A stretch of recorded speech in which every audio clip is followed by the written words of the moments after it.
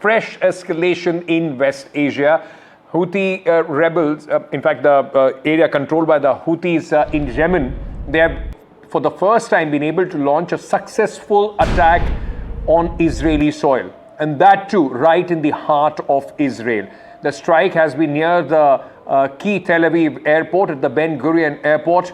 Although the missile, in fact, there was a lot of retaliation system, anti-missile systems which tried to stop this missile, but it evaded all those systems and landed at a service road near the airport, and 6 people have been injured in this attack. Now, post that, Prime Minister Netanyahu of Israel has chaired an emergency meeting, and post that meeting he has vowed retaliation and revenge. And he has said that it is not going to be just a strike and forget retaliation, it is going to be continuous pounding. They are coordinating with the United States for, fresh batch of strikes. Meanwhile, the repercussion of this attack is that Air India has suspended its operations to Tel Aviv till at least May 6th, because a flight which was en route to Tel Aviv airport was diverted. Now, this, as you see, this missile hitting and the plume of smoke which is coming out, it opens another front. And also, ladies and gentlemen, if you talk about the escalatory ladder, it only sees that now the hostilities are expected to go up after what has happened. Let's first listen in to some reaction. انتصارا لمظلومية الشعب الفلسطيني ومجاهديه، ورفضا لجريمة الإبادة الجماعية التي ينفذها العدو الصهيوني بحق إخواننا في قطاع غزة. نفذت القوة الصاروخية في القوات المسلحة اليمنية عملية عسكرية نوعية استهدفت مطار بن غوريون في منطقة يافا المحتلة، وذلك بصاروخ باليستي فرط صوتي، وقد أصاب هدفه بنجاح بفضل الله. אנחנו פועלים נגדם. פעלנו בעבר, נפעל גם בעתיד, אני לא יכול לפרט את כל הדברים. ארצות הברית גם בתיאום איתנו פועלת גם נגדם. זה לא זבנג וגמרנו, אבל יהיו זבנגים. At this moment, I'm being joined by Dr. Umer Anas, Middle East expert, assistant professor, Ankara Yildirim Beyazıt University in Turkey. We are also being joined by Dr. John Harrison, Middle East expert, fellow at the Rabdan Security and Defense Institute in Abu Dhabi. Gentlemen, thank you for taking the time out and speaking to us. Let me begin by asking you, Dr. Anas, this is the first time the Houthi rebels, apart from disrupting the sea route, have been able to hit mainland Israel. How do you see this now playing out? On the escalation ladder, we can only expect things to heat up from here. Thank you very much for having me on your television. I think that Houthis' attack today has shown once again that they had enough capabilities to continue this escalation, and they were not just they must be waiting for some results from Iran and US nuclear dialogue, which have not given much results as of now. So Houthis, I think that they are trying to give a message to the United States, to the Western world, that they would like to continue their mission as Iran's proxy in the region. And of course, I also have doubt that maybe Houthis also have been supplied enough things by Chinese, or maybe they have some Russian support as well. And of course, the Iranians have always been supplying them crucial weapons and arms.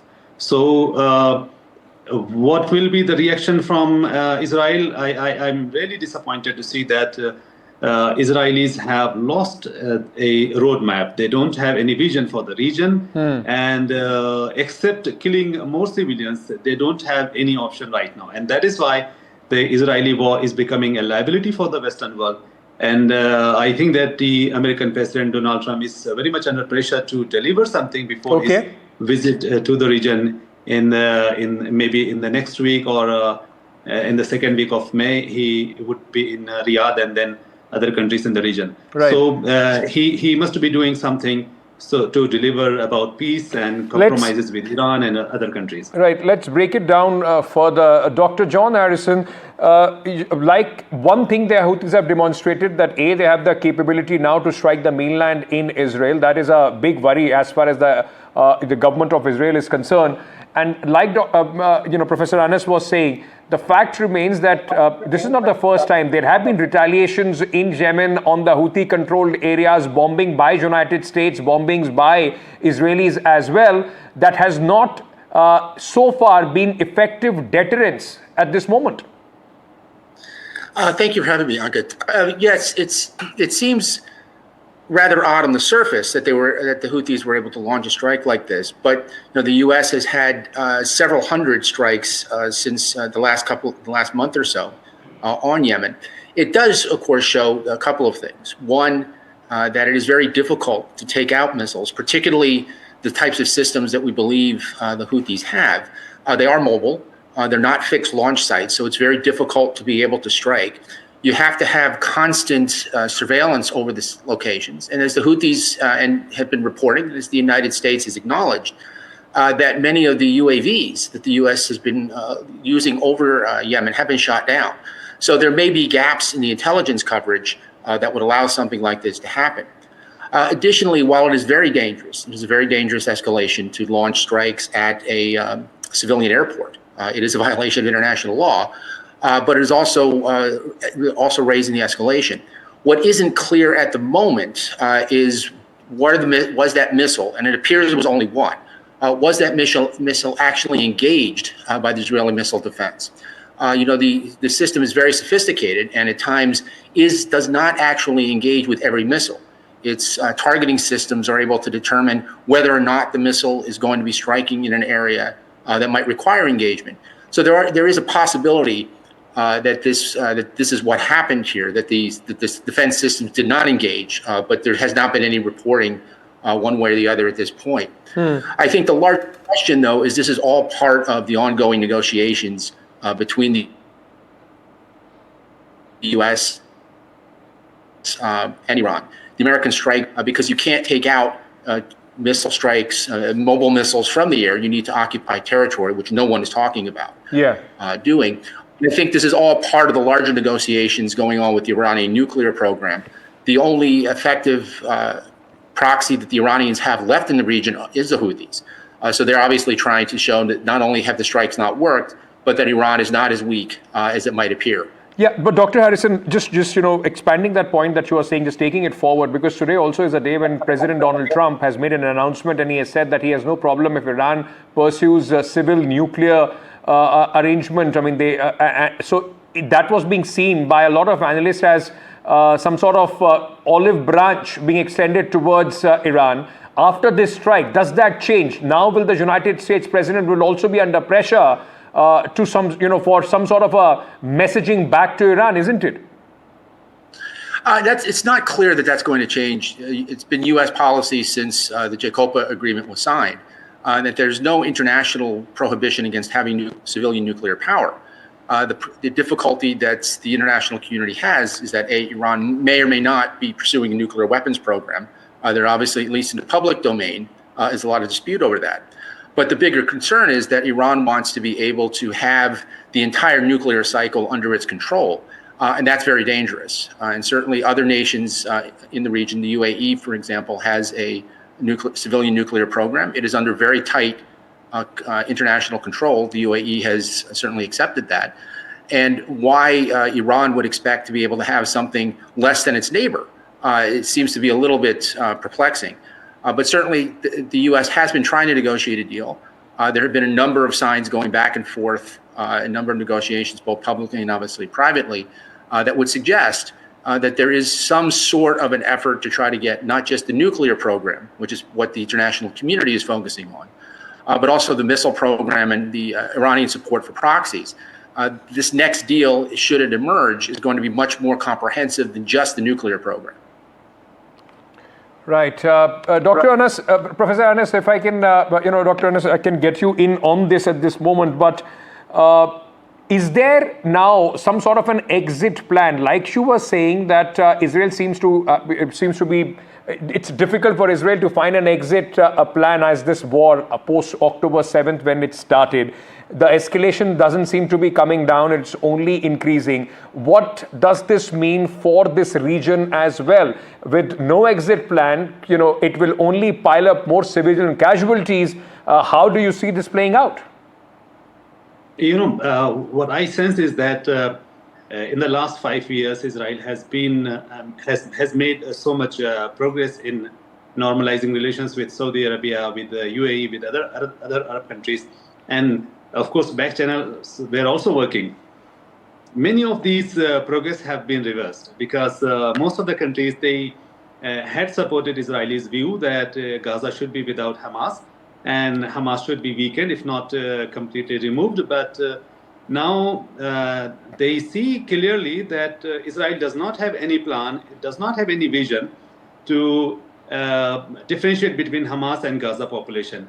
And at the same time, the expulsion of entire Gaza population outside Gaza had angered almost every Arab country which Israel considered as its ally.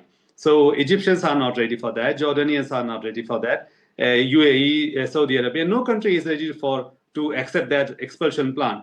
So in this way, Israelis do not have any plan for Gaza. And at the same time, they are also expanding their occupation of the West Bank. So they have angered more population and more people in the region. Okay. What I see is that the entire Arab region, the streets are becoming so angry, so destabilized. At the same time, the Syrian crisis has unfolded in a way that a new regional order is emerging. Right. And in this new regional order, Iraqis and Jordanians are going to become much important because they are going to have common intelligence sharing system as last month they have done in their meeting. Right. So Israelis should be worried that they should find a solution with the help of the European Union and of course their American partners. Okay. To come out from this crisis. Okay, Dr. Harrison, last word to you on this then. While there are active efforts being made by the Trump administration to try and find some sort of a peace or truce deal between Ukraine and Russia, for how long can the Americans continue to back this offensive of Israel, which at this moment there doesn't seem to be any end game? Well, I'm not sure that there isn't an end game. Both the Israelis and Hamas have been quite clear. Both want the other one destroyed. So there's not a lot of negotiation there. But I think the region certainly would like peace. There's a lot of effort to try to develop a number of massive economic projects that would require cooperation across many borders, including with Israel. So I think it's really incumbent on Hamas and Iran to be able to start offering a vision for a new Middle East, that offers a peaceful solution to the problems and a possible joint economic development. It's not all incumbent upon the Israelis who remember war attack on October 7th. Thank you so much, gentlemen, for taking the time out and speaking to us on this ongoing crisis. Because, ladies and gentlemen, remember, while Israel is going to respond to what has happened, but this is only going to escalate and pile up more civilians, in fact, bodies, as far as this crisis is concerned in West Asia. Thank you so much for being with us on the broadcast. With that, we are slipping into a very short break.